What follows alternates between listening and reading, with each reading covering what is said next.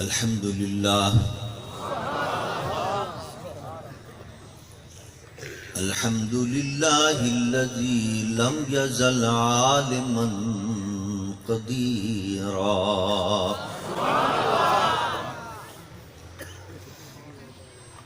حيا قيوما سميعا بصيرا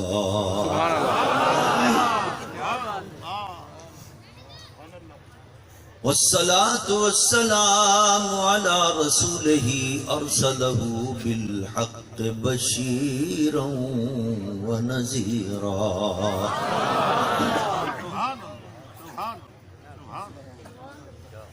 وعلى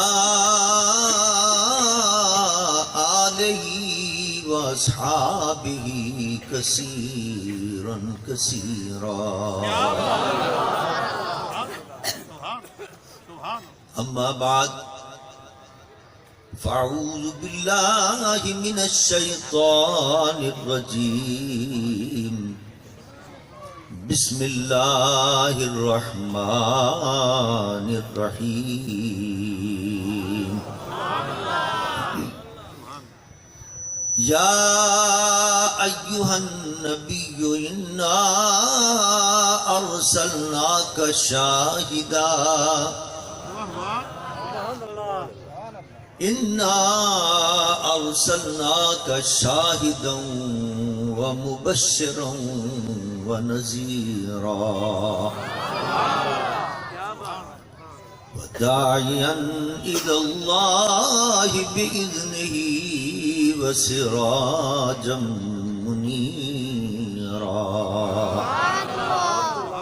صدق الله وصدق رسوله النبي الأمين الكريم ونحن على ذلك لمن الشاهدين والشاكرين والحمد لله رب العالمين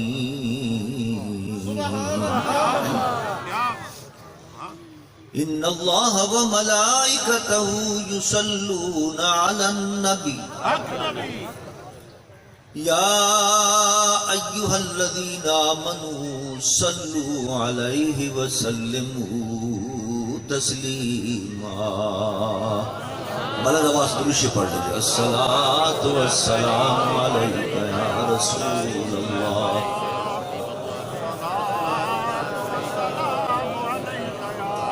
الصلاة والسلام عليك يا رحمة للعالمين على آلك وأصحابك يا شفيع المذنبين حمد و صلاۃ کے بعد مقتدر علماء کرام، میرے واجب الاحترام بزرگوں اور عزیز دوستو، سالہ گزشتہ کی طرح اس سال بھی بستی لائل پور میں عظیم الشان میلاد مصطفیٰ صلی اللہ علیہ وسلم کی یہ خوبصورت اور ایمان افروز محفل سجی ہوئی ہے۔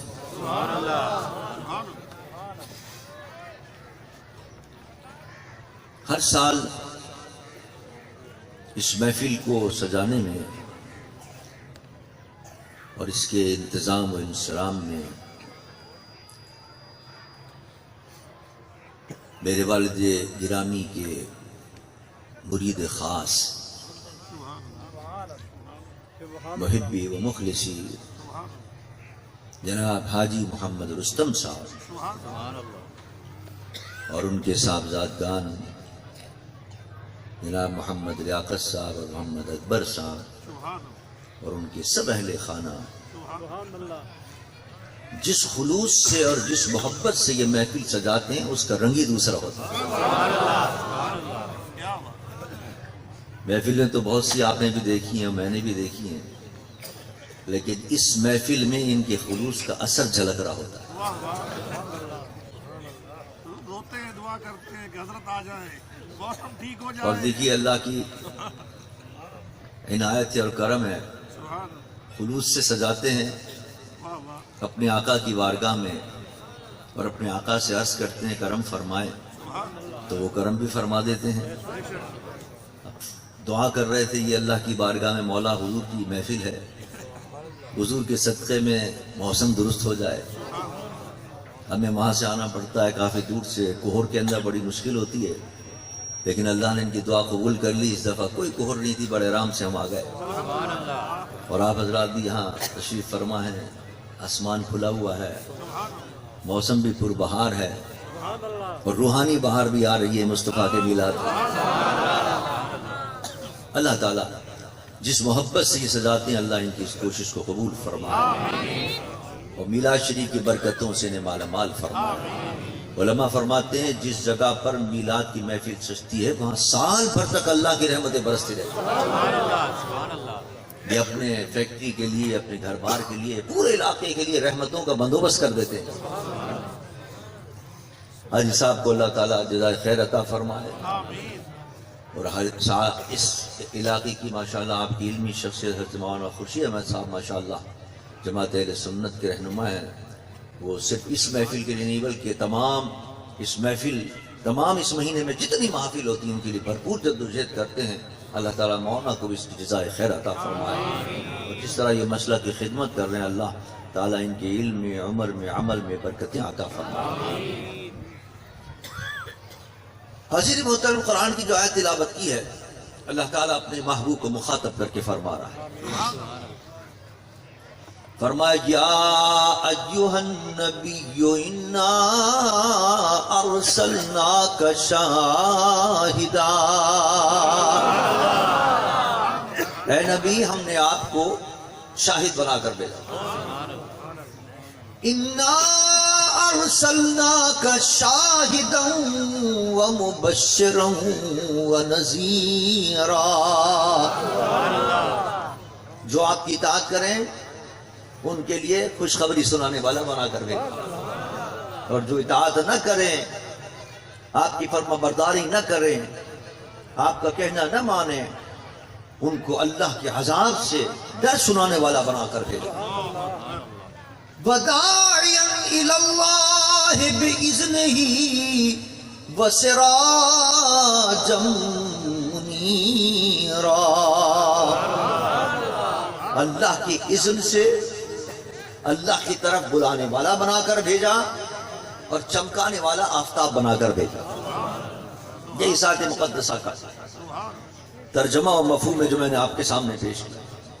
اب یہ پوری آیت حضور کی شان میں، اور اس کے ایک ایک لفظ سے حضور کی عظمت کے دریا بہ رہے ہیں.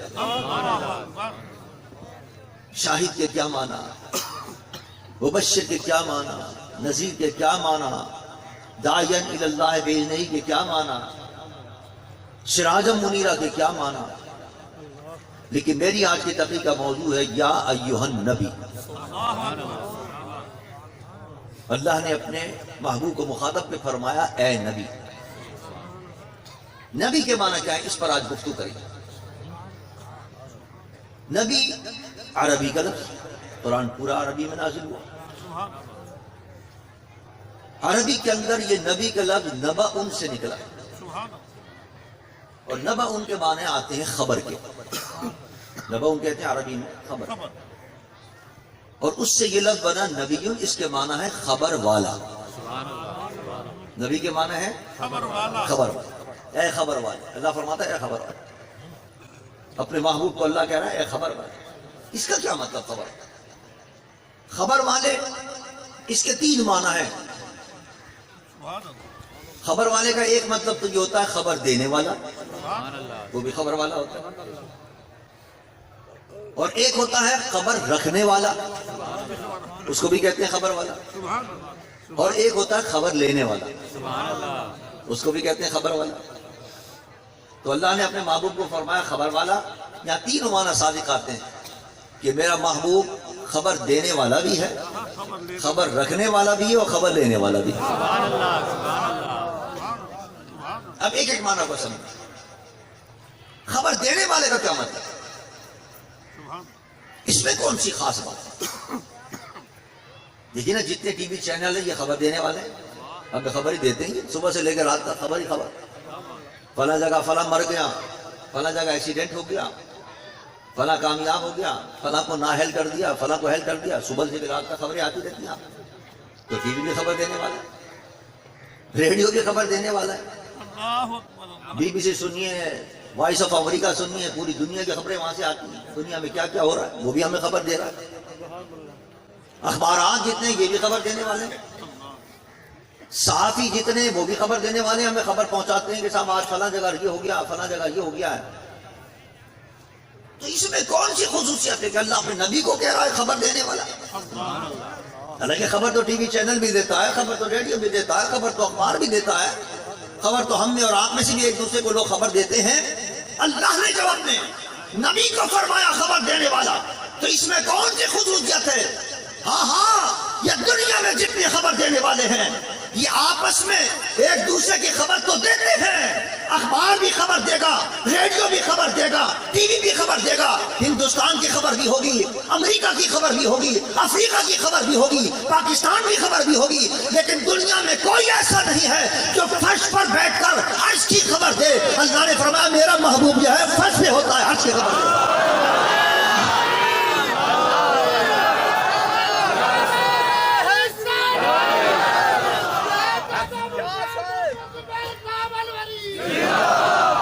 دنیا میں جتنے خبر دینے والے ہیں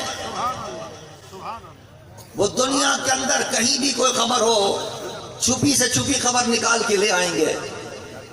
بڑے بڑے ذرائع ہوتے ہیں صحافیوں کے، لیکن کسی صحافی سے پوچھو، کسی CNN کے صحافی سے پوچھو کہ کیا تو آسمانوں کی خبر دے سکتا ہے؟ کیا تو عرش کی خبر دے سکتا ہے؟ کہا نہیں، وہاں تو نہیں۔ وہ میرے مصطفیٰ کی شان یہ یہاں بیٹھ کر جنت کو بھی دیکھ رہے ہوتے تھے، آسمانوں پر بھی نظر ہوتی تھی، اور اس کی خبر اپنے غلاموں کو دیا کرتے تھے۔ حدیث میں آتا ہے حضرت جابر کے والد نے احد میں جنگ کے اندر شہادت نوش کر۔ حضرت جابر بڑے مغموم ہیں، بڑے اداس ہیں، حضور کی بارگاہ میں بیٹھے ہوئے ہیں کہ والد نے جام شہادت نوش کر لیا ہے، اس کی چھوٹی چھوٹی بچیاں ہیں، ان کا کیا ہوگا؟ ہمیں چھوڑ کے وہ چلا گیا ہمارا باپ، نہ معلوم کس حال کے اندر ہوگا۔ بڑے مغموم اور اداس بیٹھے ہوئے۔ میرے آقا سرور دو جہاں صاحب نے فرمایا تمہیں ایسی بات نہ بتاؤں تمہارا سارا غم دور ہو جائے۔ سبحان اللہ۔ جدائی پر افسوس تو ہوتا ہے، کوئی گھر کا بڑا چلا جائے، سنبھالنے والا چلا جائے، بچیاں ہوں، ان پر بھی ہوتا ہے کہ اب اس کا کون شادی کرے گا، کون گھر کا رکھوالا ہوگا۔ اذان سن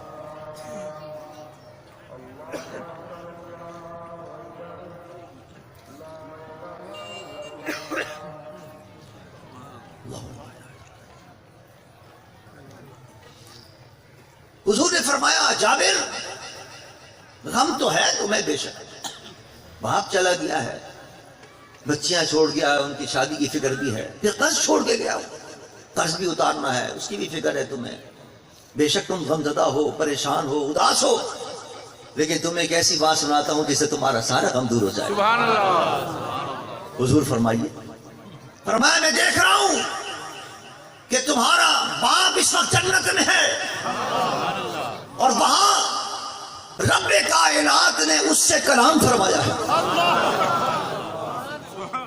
اور کیا کلام فرمایا وہ بھی بتا دیا.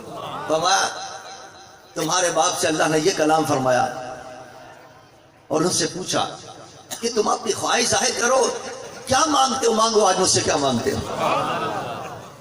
اپنی آرزو ظاہر کرو, کیا چاہتے ہو, ہم خوش ہیں تم سے کہ تم نے بڑی آج احد میں قربانی دی ہے, مانگو کیا مانگتے ہو.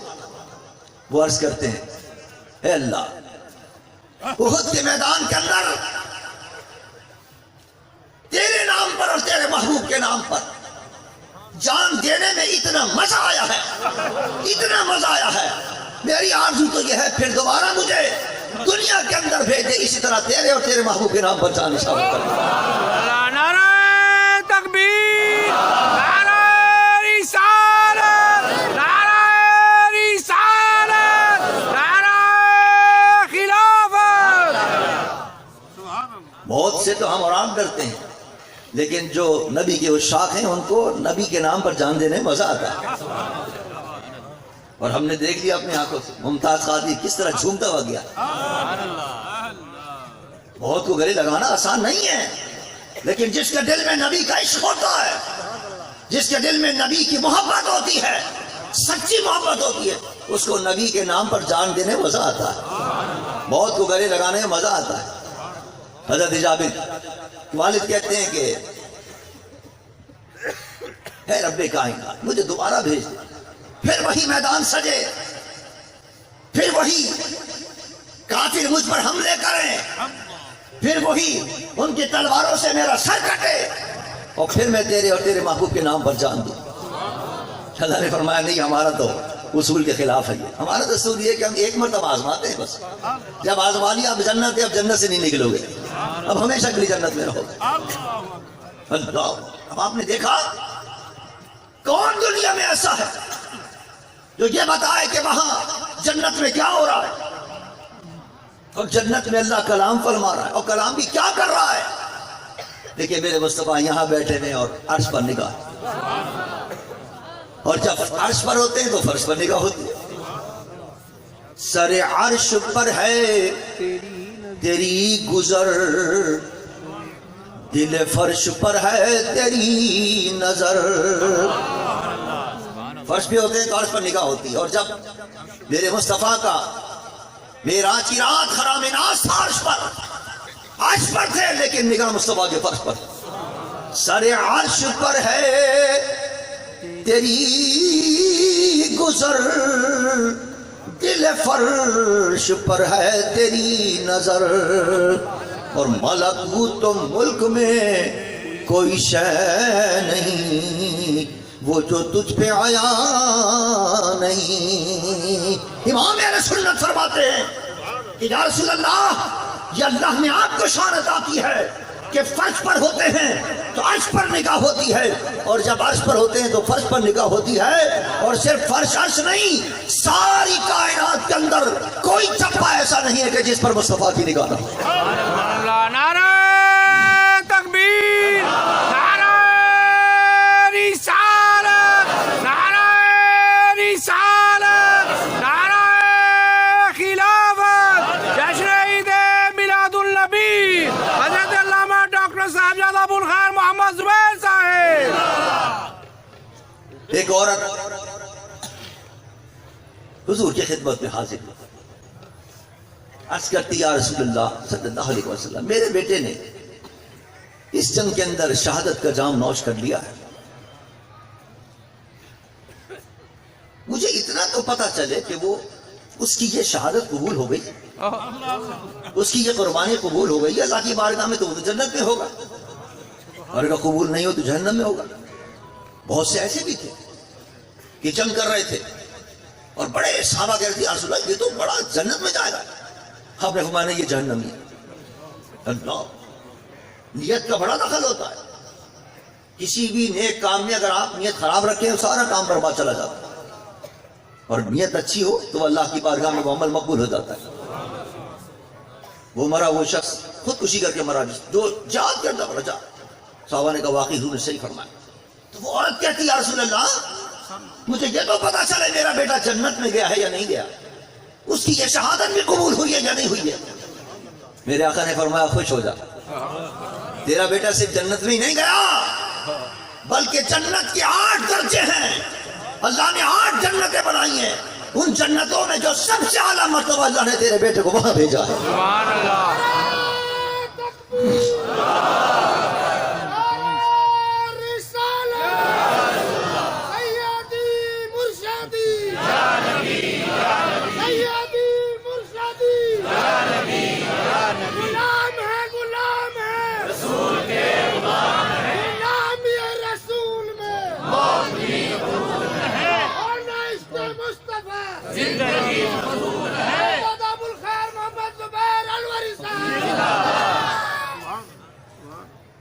اللہ آپ اندازہ کریں جنت اور جنت کے 8 مرتبے 8 درجے اب وہ بھی سارے 7 آسمانوں کے اوپر جنت.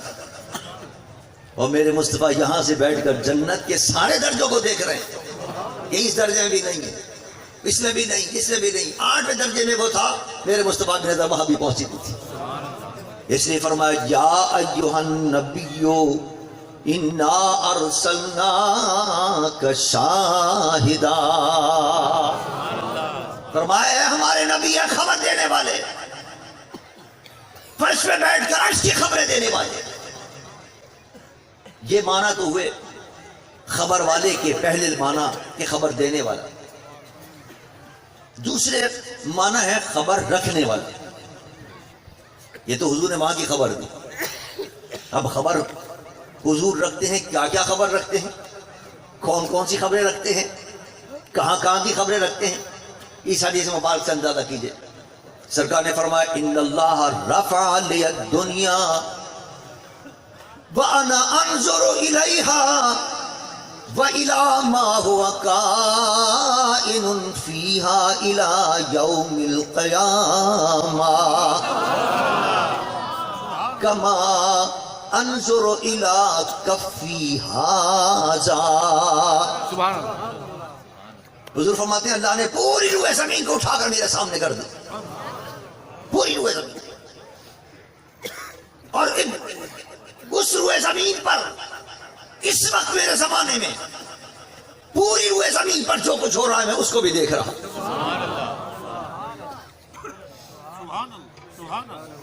پوری روح زمین. اور صرف یہ نہیں کہ اس وقت میرے زمانے میں جو ہو رہا ہے, فرمایا الہ یوم القیامہ, اس روح زمین پر اب جو ہو رہا ہے وہ بھی میں دیکھ رہا ہوں, اس کی بھی مجھے خبر ہے. اور اس روح زمین پر قیامت تک جو ہونے والے واقعات ہیں میری نظر اس پر بھی ہے, اس کو بھی میں دیکھ رہا ہوں, اس کا بھی مجھے پتا ہے. اللہ. اور صرف یہ نہیں کہ اس وقت کا پتا تھا, آنے والے واقعات کا پتا تھا, بلکہ جو کچھ گزر گیا ہے زمین پر اس کا بھی مصطفیٰ کو پتا تھا. جبھی تو قرآن میں اللہ نے فرمایا الم تر کیف فعل ربک بِأَصْحَابِ الْفِيلِ. ہاتھیوں کا لشکر آیا تھا میرے مصطفیٰ کی ولادت سے بہت پہلے, برس پہلے ہاتھیوں کا لشکر آیا تھا خانہ کعبہ کو تباہ کرنے والا. معاذ اللہ, اس وقت تک حضور کی ولادت نہیں ہوئی. لیکن جب قرآن کی آیت نازل ہوئی تو کیا فرمایا اللہ نے, الم تر کیف فعل ربک باصحاب الفیل. اے محبوب, ہم نے وہ ہاتھی والوں کے ساتھ کیا کیا آپ نے دیکھا نہیں, آپ نے دیکھا نہیں. مولا وہ تو برسوں پہلے ہوا تھا. اگر مجھ سے کوئی پوچھے آج سے 400 سال پہلے کیا ہوا تھا, مجھے کیا پتا. لیکن اللہ اپنے محبوب سے کہہ رہا ہے محبوب آپ نے دیکھا نہیں وہ کیا واقعہ ہوا تھا.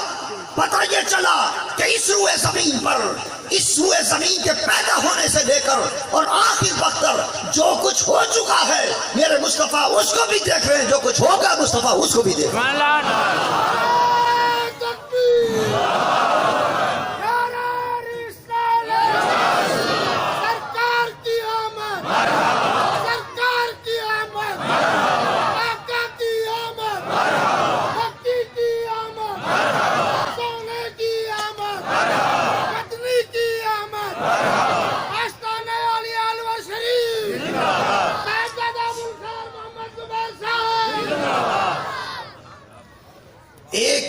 غلام پر میرے مصطفیٰ کی نظر. اس وقت ہم یہاں بیٹھے ہوئے ہیں, اپنے آقا کا ذکر کر رہے ہیں, کملی والے آقا روضہ شریف سے دیکھ رہے ہیں کون کون غلام آیا ہوا ہے اور کس غلام نے کس محبت سے محفل سجائی ہے. سب پر نگاہ ہے مصطفیٰ. دیکھیے یہ حدیث سے ثابت ہے, میں اپنی طرف سے نہیں کہہ رہا. ایک دن حضرت عائشہ لیٹی ہوئی ہے, رات کا وقت ہے, پورے آسمان پر تارے جھلملا رہے ہیں, چمک رہے. حضرت عائشہ کو ایک سوال سوچتا ہے, حضور تشریف فرمائے, حضور سے پوچھیں یا رسول اللہ کتنے سارے تارے ہیں یہ آسمان پر, کیا آپ کی امت میں کوئی امتی ایسا ہے جس کی نیکیاں ان تاروں کے برابر ہوں؟ واہ واہ واہ سبحان اللہ. کیا سوال کیا قربان. کیا کیا آپ کی امت میں کوئی شخص ایسا ہے جس کی نیکیاں ان تاروں کے برابر ہوں؟ میرے مصطفیٰ نے فرمایا ہاں, وہ عمر ہے. میرا صحابی عمر ہے, اس کی نیکیاں آسمان کے تاروں کے برابر. اب حضرت عائشہ کہتی ہیں مجھے خیال آیا میرے باپ کا تو نام ہی نہیں لیا. اپنوں کی ہر ایک کو فکر ہوتی ہے. حضرت عائشہ کو اپنے باپ یاد آیا کہ وہ تو سب سے زیادہ محبوب ہے حضور کو, سب سے زیادہ پیارے ابو بکر صدیق رضی اللہ تعالیٰ عنہ, وہ والد تھے حضرت عائشہ کے. تو ان کو خیال آیا کہ حضرت عائشہ کو خیال آیا میرے ابا بیان کا تو ذکر نہیں کیا حضور نے. حضرت عمر کے لیے فرمایا اتنی نیکیاں ہیں, تو آخر پوچھ گئے یا رسول اللہ میرے ابا کی نیکیاں کتنی ہیں؟ فرمایا اپنے ابا کی بات نہ کر, عمر کی ساری نیکیاں ایک طرف اور تیرے باپ کی ایک نیکی ایک طرف. نعرہ تکبیر, نعرہ رسالت, نعرہ رسالت. اللہ. اب آپ اندازہ کریں اس سوال پر جواب پر ذرا غور کریں. حضرت عائشہ کہتی ہیں کہ آپ کی ساری امت میں کس شخص کی نیکیاں آسمان کے تاروں کے برابر. اب یہ وہی بتا سکتا ہے جس کو تاروں کے بھی عدد کا علم کہ تارے کتنی تعداد کے اندر, اور تارے یہ نہیں ہے جو سامنے نظر آ رہے ہیں. آپ حیران ہوں گے, آج کی سائنس کہتی ہے یہ جو آپ کو کہکشاں نظر آتی ہے کہکشاں, اس کہکشاں کے اندر اربوں خربوں ستارے ہوتے ہیں. اس کہکشاں کے اندر, اس کہکشاں نظر آتی ہے اس میں خربوں ستارے ہوتے ہیں, اور اس قسم کی کہکشائیں فضا کے اندر لاکھوں کی تعداد کے اندر. اللہ, لاکھوں کہکشائیں ہوں اور ہر کہکشاں میں اربوں خربوں ستارے ہوں. یہ سامنے والے ستارے یہ نہیں, اس کے علاوہ بے حد و حساب ہیں. تو حضرت عائشہ جو پوچھ رہی اس کا مطلب کہ جتنے ستارے آسمان پر جس میں کہکشاں بھی, کہکشاں کے اندر جتنے اربوں خربوں ستارے ہیں وہ بھی, ان کے برابر آپ کی امت کی نیکیاں کتنی ہیں. تو یہ وہی بتا سکتا ہے نا جس کو آسمان کے ستاروں کی تعداد بھی پتا ہو, بے شک, اور یہ بھی پتا ہو کہ میری امت میں سے کتنی اعمال کی ہیں, کتنی نیکیاں کی. اور ظاہر حضور کی امت یہ تو نہیں تھی جو سامنے تھی, وہ ظاہر حضور کی حیات, ہم بھی تو حضور کی امت میں ہیں نا, اور جب آئیں گے لوگ وہ بھی حضور کی امت میں, ہمارے بیٹے پوتے نواسا نواسی وہ بھی عبادت کریں گے, وہ بھی حضور کلمہ پڑھتے آئیں گے, وہ بھی نمازیں پڑھیں گے, وہ بھی حضور کی امت میں. قیامت تک آنے والی امت. حضرت عائشہ نے یہ نہیں کہا کہ اس وقت جو آپ کی امت میں ان کو پتا, فرمایا جتنی امت ہے آپ کی قیامت تک آنے والی امت کے بتائیے کہ ان کی نیکیوں میں زیادہ ہیں, کتنی نیکیاں ان کی ہے اور کتنی نیکیاں اور کتنے آسمان پر ستارے ہیں. جب حضرت عمر کا نام میرے مصطفیٰ نے لیا, پتہ یہ چلا حضور کو یہ بھی پتا تھا کہ آسمان پر ستاروں کی تعداد کتنی ہے, اور قیامت تک آنے والی جتنی حضور کی امت ہے اس امت کے اعمال پر بھی مصطفیٰ کی نظر تھی کہ وہ کتنے اعمال کر رہا. نعرہ تکبیر, نعرہ رسالت, سید ابو الخیر محمد زبیر صاحب. اور یہ میں نہیں کہہ رہا, قرآن کہہ رہا ہے. اسی آیت میں اللہ نے فرمایا یا ایھا النبی انا ارسلناک شاہدا ومبشرا ونذیرا. اے نبی ہم نے آپ کو گواہ بنا کر بھیجا, آپ امت کی گواہی دیں گے قیامت کے دن. صرف اس امت کی نہیں, پچھلی امتوں کی بھی گواہی دیں گے. تو گواہی تو وہ دیتا ہے نا جو دیکھ رہا ہو. راستے کے اندر ایکسیڈنٹ ہو گیا, عدالت میں آپ پہنچے, صاحب فلاں نے یہ گاڑی ٹکرائی, جج کہے گا میاں تم تھے اس وقت؟ نہیں صاحب میں تو وہاں کراچی میں تھا اس وقت. جج کہے گا پکڑو اس کو جیل میں ڈالو. جھوٹی گواہی دیتے, دیکھا ہی نہیں اس نے تو گواہی دے رہے, کیسے آ گیا یہ؟ عدالت میں کہا پیش ہو جائیں صاحب میں نے دیکھا تھا فلاں آدمی نے قتل کیا تھا. بھائی تم ادھر موجود تھے؟ نہیں صاحب میں تو موجود نہیں تھا. جس وقت وہ قتل ہو رہا تھا میں تو لاہور میں تھا. عدالت کیا کہے گی؟ پکڑو اس کو جیل میں ڈال. جھوٹی گواہی دے. گواہی کو دے سکتا ہے جس نے اپنی آنکھوں سے دیکھا ہو. اور رب کائنات اس آیت میں فرما رہا ہے کہ ہم نے اپنے محبوب کو گواہ بنا کر بھیجا ہے. وہ اپنی ساری امت کے گواہ بھی ہیں, پچھلی امتوں کی بھی گواہ ہیں. پتہ چلا میرے مصطفیٰ کی نظر پچھلی امتوں کے اعمال پر بھی اور ہمارے اعمال پر بھی مصطفیٰ کی. ہم یہاں بیٹھ کر جو اس وقت اپنے آقا کی یاد منا رہے ہیں, میلاد مصطفیٰ منا رہے ہیں, میرے مصطفیٰ اس کو بھی دیکھ رہے ہیں. اور قیامت تک جو آئیں گے نبی کا گن گانے والے, نبی کی نظر ان پر بھی ہوگی. کون کون ہیں جو میرا نام لیتے ہیں؟ کون کون ہیں جو میرے گن گاتے ہیں؟ اور ان پر بھی نظر ہوگی جو میرے مصطفیٰ کی توہین کرتے ہیں. سب پر ٹکا ہے, گواہی سب کو دیں گے نا کہ یہ برے کام کر رہا تھا, یہ اچھے کام کر رہا تھا. اس نے بڑا برا کام کیا, نماز نہیں پڑھی, روزہ نہیں رکھا, اس کی بھی گواہی دیں گے. اس نے یہ میرا عاشق ہے, اس نے میرے ناموس کی حفاظت کی ہے, ممتاز قادری کی بھی گواہی دیں گے. یہ میرا غلام تھا جس نے گستاخ مصطفیٰ کو مارا تھا, اور حضور اس کی بھی گواہی دیں گے کہ ایسے حکمراں بھی آئے تھے کہ میرے روزے پر آ کر گرا کر کہا کہ ہمیں دوبارہ وزارت دلوا دیجیے. نواز شریف صاحب گر گراتے رہے روزے رسول پر,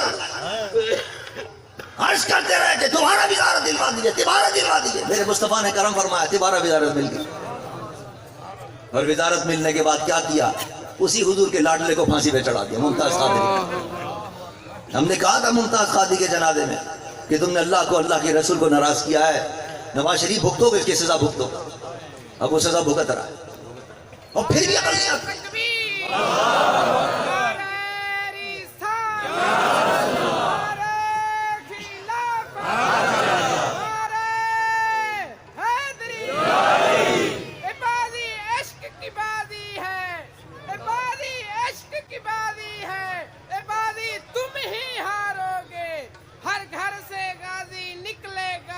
کتنے غازی مارو گے, ہر گھر سے غازی نکلے گا, تم کتنے غازی مارو گے. انسان کو جب ٹھوکر لگتی ہے تو عقل آ جاتی ہے, کوشش کرتا ہے بچنے کی کہ آئندہ ٹھوکر نہ لگے, اور جو کچھ ٹھوکر لگی ہے اس کا علاج کرنے کی کوشش کرے. لیکن یہ کیسے بدبخت حکمراں ہیں, ٹھوکر لگنے کے باوجود عقل نہیں آئی. ختم نبوت کا مسئلہ بلا وجہ چھیڑے بیٹھے. کیا ضرورت تھی اس مسئلے کو چھیڑنے؟ لیکن نہیں, اوپر سے دباؤ پڑ رہا تھا, امریکہ کا دباؤ تھا, ٹرمپ کا دباؤ تھا, اس کو ختم کرو اس قانون کو. اقوام متحدہ نے لکھ کے بھیجا ہے کہ تمہاری یہ قانون ہے, اس قانون کو ختم کرو. یہ نہیں سوچا کہ جو ناموس سے مصطفیٰ کی حفاظت کرے گا اللہ اس کو عزت عطا فرمائے گا. سوچنے لگے کہ اس ناموس سے مصطفیٰ قانون کو ختم کر دیں گے, اس کو خوش کر دیں گے. ٹرمپ کو خوش کرنے چلے تھے, اللہ کو ناراض کر دیا. اس کے اندر ترمیم کرنے چلے تھے ختم نبوت کے قانون کے اندر, اللہ کے نبی کو ناراض کر دیا. اب حکومت متزلزل ہو رہی ہے, اب پریشان ہے, اب بھی عقل نہیں آ رہی. قوم کہہ رہی ہے کہ جس نے قادیانیوں کا ساتھ دیا ہے اس ثناء اللہ کو ہٹاؤ, اس کو برطرف کرو. لیکن نہیں کر رہے برطرف. نہ معلوم کیا اس سے محبت ہے. اس نے کھول کر کہا, ایک جگہ نہیں, دو جگہ نہیں, قادیانیوں کے ٹی وی چینل پر بیٹھ کر ان کو خوش کرنے کے لیے کہا کہ مسلمانوں میں قادیانی میں تو کوئی فرق نہیں, وہ بھی نماز پڑھتے. کا جو یار ہے, بولو نا, قادیانی کا جو یار ہے, قادیانی کا جو یار ہے, لبیک لبیک لبیک لبیک, ارے تکبیر, ارے رسالت, علماء اہل سنت. مرزائی پہ لعنت, مرزائی پہ لعنت. اس نے کہا ٹی وی چینل پہ بیٹھ کر یہ بھی نماز پڑھتے ہیں, ہم بھی نماز پڑھتے ہیں, یہ بھی روزے رکھتے ہیں قادیانی, ہم بھی روزے رکھتے ہیں, معاذ اللہ. ہم ان میں کیا فرق ہے؟ صرف اتنا سا تو فرق ہے کہ خادم النبی نے ارے اتنی سی بات ہے کہ اگر تو قرآن کو نہیں مانتا, اگر تو حدیث کو نہیں مانتا تو کم از کم اپنے آئین کو مان. میرے قائد علامہ شاہ احمد درانی رحمۃ اللہ علیہ نے سن 74 کی اسمبلی کے اندر متفقہ طور پر ان کو غیر مسلم عقیدت قرار دلوا دیا تھا اسمبلی کے ذریعے. تو ہماری اسمبلی کہتی ہے کہ یہ غیر مسلم, ان کی نماز نہیں ہے. فیصلہ ہے سپریم کورٹ کا کہ یہ اپنی نماز کو نماز نہیں کہیں گے آئندہ سے, عبادت کا نام کچھ اور دیں گے, نماز نہ کہیں اس کو. یہ جو آواز دیتے ہیں نماز سے پہلے اس کو اذان نہ کہیں گے, یہ اذان نہیں کہلاتی ان کی. مسجد کو مسجد یا نہیں کہہ سکتے, اپنی عبادت گاہ کہیں, اس کو چرچ کہیں, کوئی اور نام دیں, لیکن اس کو مسجد نہیں کہہ سکتے. اور یہ کہہ رہا ہے ان کی نماز بھی ہم جیسی, معاذ اللہ ثم معاذ اللہ. اتنی بڑی گستاخی کرنے کے باوجود بھی اس کو تحفظ فراہم کر رہا ہے, اس کو نکالنے کے لیے تیار نہیں ہے. یہ ختم نبوت کے خلاف جو سازش کر رہے ہیں, یہ مار پڑے گی انشاءاللہ ان کے اوپر. انشاءاللہ 2018 کے الیکشن میں عاشقان مصطفیٰ دکھائیں گے. یہ ختم نبوت کے دشمنوں کے ساتھ ہیں, یہ ختم نبوت کے علم اٹھانے والوں کے ساتھ ہیں. پتہ چلے گا انشاءاللہ 2018 کے الیکشن میں. تو بات کہیں سے کہیں پہنچ گئی. عرض کر رہا تھا حضور سرور دو جہاں صلی اللہ علیہ وسلم کو اللہ نے فرمایا کہ میرا محبوب خبر دینے والا بھی ہے, خبر رکھنے والا بھی. اب تیسرے معنی کیا ہے؟ خبر لینے والا. خبر لینے والا, میرا محبوب خبر لینے والا بھی. نبی کے معنی ہے خبر لینے والا. دیکھیں نا, ہم اردو میں کہتے ہیں میاں تمہارے فلاں دوست ہے, وہ بڑا مصیبت میں ہے, بڑی مشکل میں, کبھی تم نے اس کی کوئی خبر لی ہے؟ خبر لینے کے معنی یہ ہے اس کی کچھ مشکل آسان کرو, اس کی کوئی پریشانی دور کرو, اس سے پوچھو کہ کس حال کے اندر ہے, کس پریشانی کے اندر ہے, کس دکھ کے اندر ہے. ہم کہتے ہیں کہ اس سے خبر لیے, کسی کی آپ نے فلاں آدمی خبر لی ہے, اس پر کیا مصیبت پڑی, آپ نے کبھی اس کی خبر لی ہے؟ اللہ فرماتا ہے یا ایھا النبی, میرا نبی خبر والا ہے, یعنی خبر لینے والا ہے. اس کا امتی دنیا کے کسی کونے کے اندر, کسی مصیبت کے اندر ہو, کسی پریشانی کے اندر ہو, جب وہ یا رسول اللہ کہہ کے پکارتا ہے, مصطفیٰ اس کی خبر لے لیتے ہیں.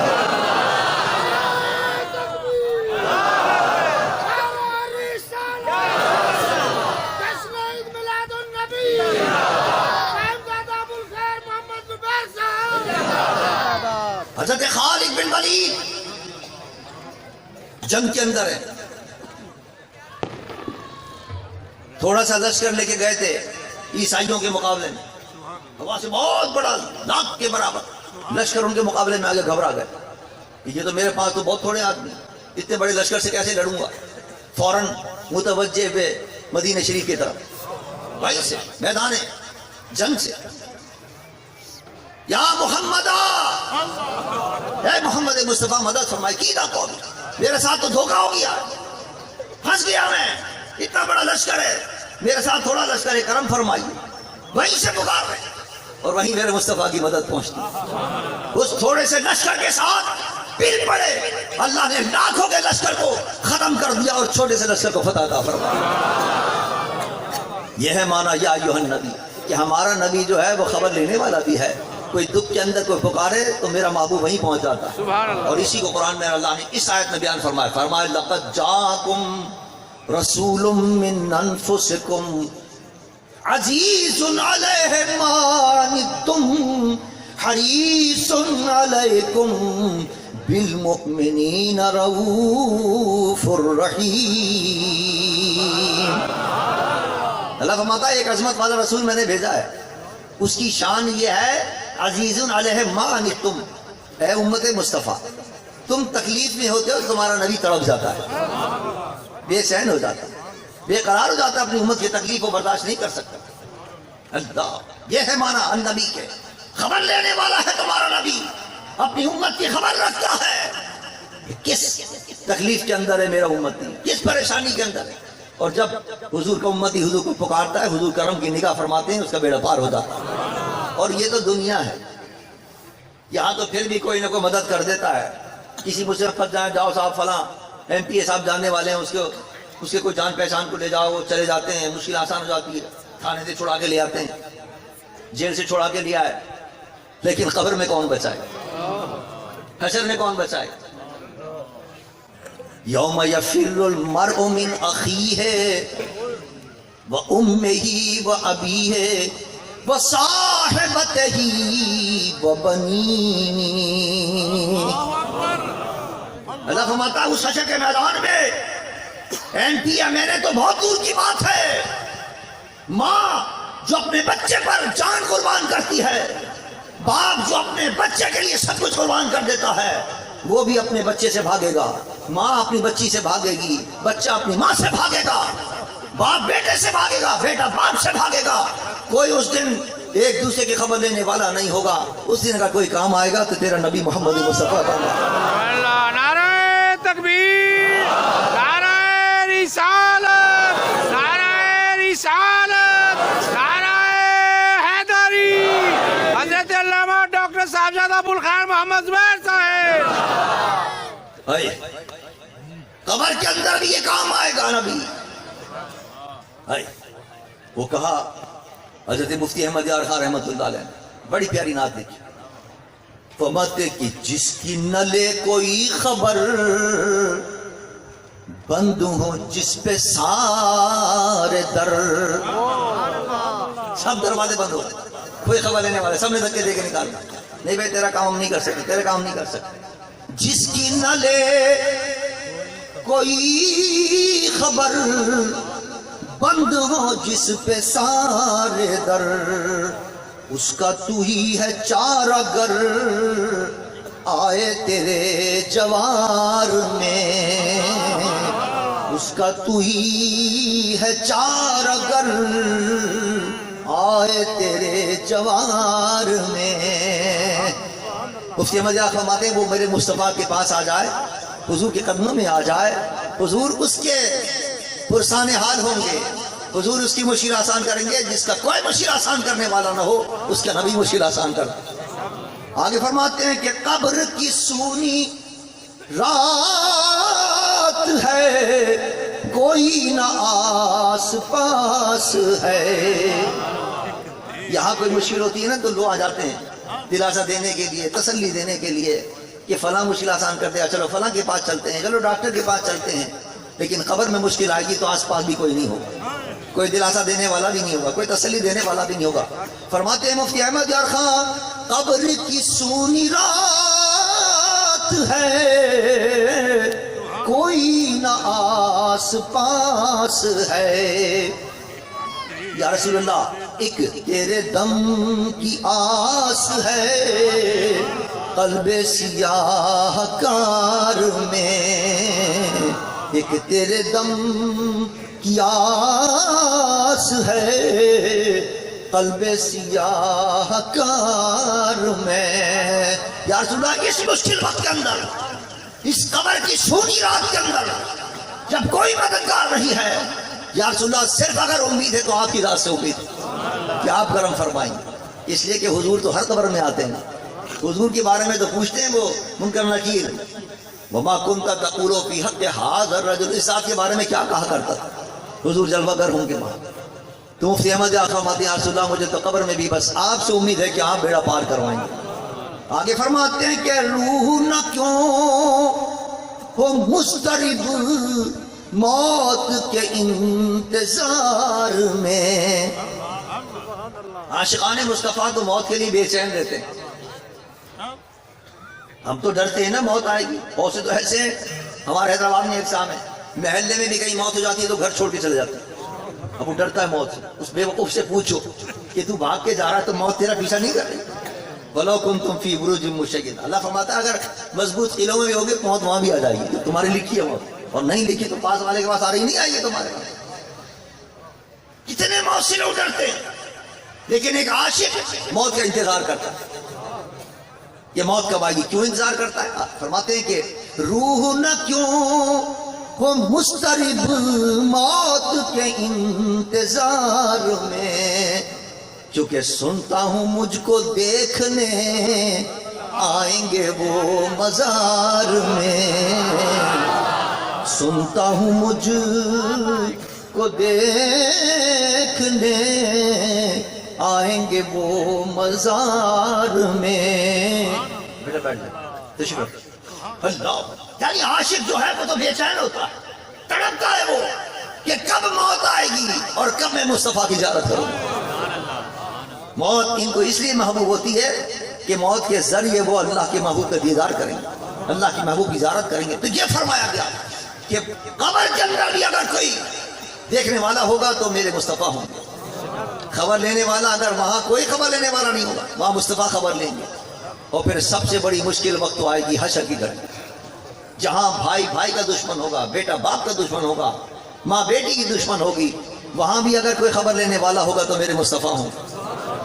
وہاں تو عالم یہ ہوگا، بڑے بڑے انبیاء کہہ دیں گے ہلم الی غیری، ہلم الی غیری.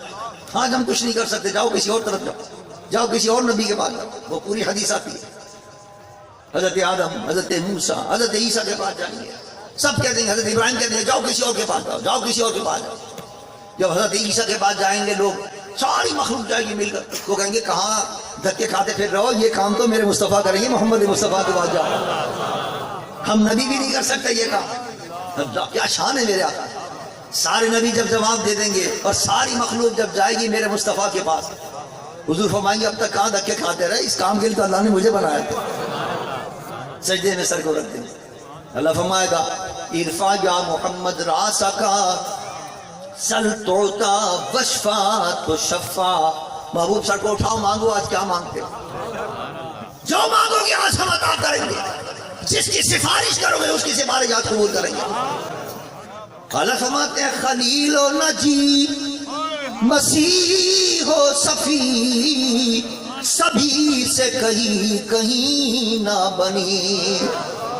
خلیل اللہ کے پاس بھی گئے وہاں بھی نہیں بنی، نجی اللہ کے پاس بھی گئے وہاں بھی نہ بنی، صفی اللہ کے پاس بھی گئے وہاں بھی نہ بنی، روح اللہ کے پاس گئے وہاں بھی نہ بنی. بنی تو کہاں بنی؟ خلیل و نجی مسیح ہو صفی سبھی سے کہیں نہ بنی. ارے یہ بے خبری کہ خلق پھری کہاں سے کہاں تمہارے لیے، یہ بے خبری کہ خلق پھری کہاں سے کہاں تمہارے لیے. اعلیٰ فرماتے ہیں یہ جو دھکے کھلائے جائیں گے، ادھر سے ادھر سے ادھر مخلوق جائے گی، یہ اس لیے ان کو بھیجا جا رہا ہے تاکہ مقام مصطفیٰ کا پتہ چلے. اگر پہلی مرحلے میں چلے جاتے حضور کے پاس تو حضرت موسیٰ کے ماننے والے کہتے ہیں ہمارے نبی کے پاس تو گئے نہیں تھے، ورنہ یہ تو مسئلہ وہ بھی حل کر دیتے. اگر سب سے پہلے ہم چلے جاتے، حضور نے تو بتا دیا نا، ہم سب بھول جائیں گے. قیامت دن کسی کو یاد نہیں رہے گی حدیث کہ کیوں دھکے کھائیں، سیدھے چلے جائیں حضور کے پاس نہیں جائے گا. سب پہلے جائیں گے آدم کے پاس، پھر عیسیٰ کے پاس، موسیٰ کے پاس، پھر جناب حضرت ابراہیم کے پاس. کیوں؟ اس میں حکمت یہ ہے اگر پہلی مرتبہ یاد رہ جائے اور سب حضور کے پاس چلے جائیں، حضور مسئلہ حل کر دیں، تو حضرت موسیٰ کے ماننے والے کہتے ہیں یہ تو مسئلہ ہی کوئی نہیں تھا، یہ تو ہمارے نبی بھی حل کر دیتے. عیسائی کہتے یہ تو وہ مسئلہ ہی نہیں تھا، اگر ہمارے حضرت عیسیٰ کے پاس جاتے وہ بھی مسئلہ حل کر دیتے. حضرت ابراہیم کے ماننے والے کہتے وہ تو خلیل اللہ ہے بھائی، تم گئے نہیں ان کے پاس، ورنہ وہ بھی حل کر دیتے مسئلہ. اس لیے ساری مخلوق اس حدیث کو بھول جائے گی، کسی کو یاد نہیں رہے گا. کبھی حضرت ابراہیم کے پاس جائیں گے، کبھی حضرت موسیٰ کے پاس جائیں گے، کبھی حضرت عیسیٰ کے پاس جائیں گے. سارے نبی جب جواب دے دیں گے اور میرے مصطفیٰ حل کریں گے، بتانا یہ ہوگا کہ وہ مرحلہ اور وہ مسئلہ جو نبی بھی حل نہ کر سکے وہ میرے مصطفیٰ نے حل کر دیا.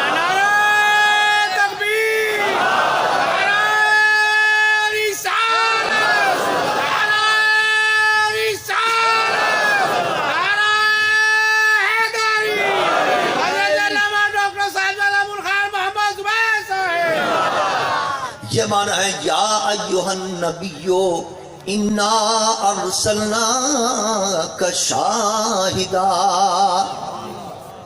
اے خبر والے، اے خبر دینے والے، اے خبر رکھنے والے، اور اے امت کی خبر لینے والے. کیا مقام ہے میرے آقا.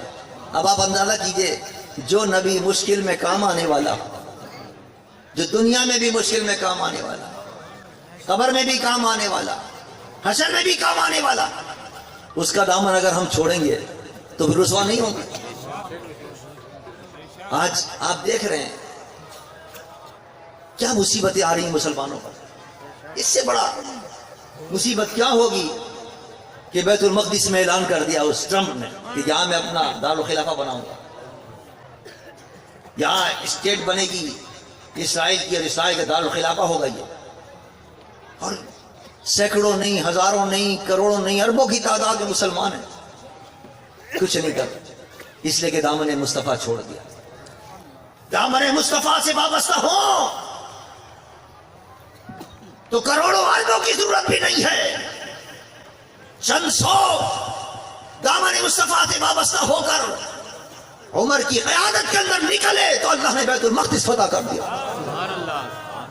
ارے وہ نہیں تھے اس وقت، چند سو کی تعداد میں نکلے تھے، چابیاں پکڑا دی یہودیوں نے، عیسائیوں لے جاؤ بیت المقدس ہمارا ہے۔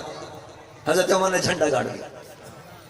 اور آج عالم یہ ہے، کتنے سارے اسلامی ملکوں کے حکمراں ہیں، سب امریکہ کے ایجنٹ بنے ہوئے، یہود و نصارہ کے ایجنٹ بنے ہوئے۔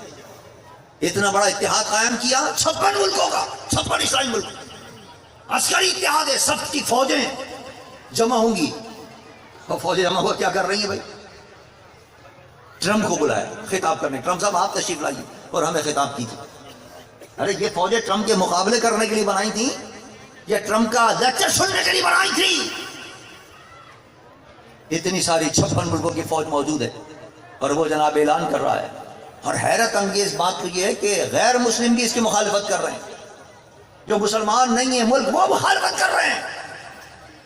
اور مسلمان ملکوں کا عالم یہ ہے کہ وہ IC کا اجلاس کر کے مذمتی قراردادیں منظور کر رہے ہیں۔ کیا مذمتی قراردادوں سے وہ پیچھے ہٹے گا؟ یہ سارے 56 ملک اگر جمع ہو کر ایک آواز دیتے کہ ٹرمپ اپنا واپس لے ورنہ تجھ پر ہم حملہ کرتے ہیں، اسرائیل کو ہم نیست و نابود کر کے رکھ دیں گے، دوسرے دن وہ واپس لے لیتا اپنا فیصلہ۔ لیکن ان کے اندر ہمت کہاں سے ہوگی؟ یہ تو غلام بنے ہوئے، ٹرمپ کے غلام بنے ہوئے۔ جب تک اس نبی کے دامن سے وابستہ نہیں ہوگے عزت نہیں ملے۔ دنیا کے اندر اگر عزت چاہتے ہو دامن مصطفیٰ سے وابستہ ہو جاؤ، نبی کے سچے غلام بن جاؤ، پھر دیکھو اللہ کیسی عزت عطا فرما۔ دیکھو عمر کو اللہ نے کیسی عزت عطا فرمائی، خالد بن ولید کو کیسی عزت عطا فرمائی، صلاح الدین ایوبی نے اسی بیت المقدس کے اندر اسلام کے پرچم کو لہرایا تھا، اس لیے کہ وہ سب نبی کے سچے غلام تھے، نبی پر جان دینے والے۔ وہ یہود و نصارہ کا مقابلہ کرنے والے تھے، یہود و نصارہ کے دوست نہیں تھے، ان کے غلام نہیں تھے، جیسے آج مسلمان حکمراں ٹرمپ کے غلام بنے ہوئے۔ کاش کہ اسلامی ممالک کے حکمرانوں کو اللہ عقل عطا فرمائے، ایمانی جذبہ عطا فرمائے، اور صحیح معنوں میں حضور کے دامن سے ان کو وابستگی عطا فرمائے، تاکہ یہ جو مسلمانوں پر زوال آ رہا ہے، مسلمانوں پر ظلم و ستم کے پہاڑ توڑے جا رہے ہیں، کہیں روہنگیا میں توڑے جا رہے ہیں، کہیں کشمیر میں، کہیں فلسطین میں، چھوٹے چھوٹے بچوں کو فلسطینیوں کو اسرائیلی فوجی آتے ہیں مار کے چلے جاتے ہیں، کوئی پوچھنے والا نہیں۔ صرف اس وجہ سے ہے کہ ہم نے دامن مصطفیٰ چھوڑ دیا ہے۔ اس نبی کے دامن سے وابستہ ہو جاؤ، دنیا کے اندر بھی عزت ملے گی اور آخرت میں بھی عزت ملے گی۔ ہمیں اور آپ کو چاہیے کہ ہم نبی کے احکامات پر عمل کریں۔ میلاد مصطفیٰ صلی اللہ علیہ وسلم کا پیغام یہ ہے کہ وہ نبی جو خبر لینے والا ہے ہماری، جو کام آئے گا کل قبر میں بھی اور حشر میں بھی، اس کے کہنے پر چلو، اس کے ارشادات پر عمل کرو، اس کو ناراض نہ کرو۔ اس کو ناراض کر دیا تو حشر میں قبر میں کون کام آئے گا؟ اور وہ کس سے ناراض ہوتا ہے؟ نماز نہ پڑھنے سے۔ ہمیں افسوس کے ساتھ کہنا پڑتا ہے ہم لوگ نماز کے اندر بڑی کوتاہی کرتے ہیں، نماز نہیں پڑھتے، اچھے خاصے بیٹھے ہوئے ہیں، صحیح سالم بیٹھے ہوئے ہیں، تندرست بیٹھے ہوئے ہیں، پھر بھی نماز کا ہمیں خیال نہیں ہوتا۔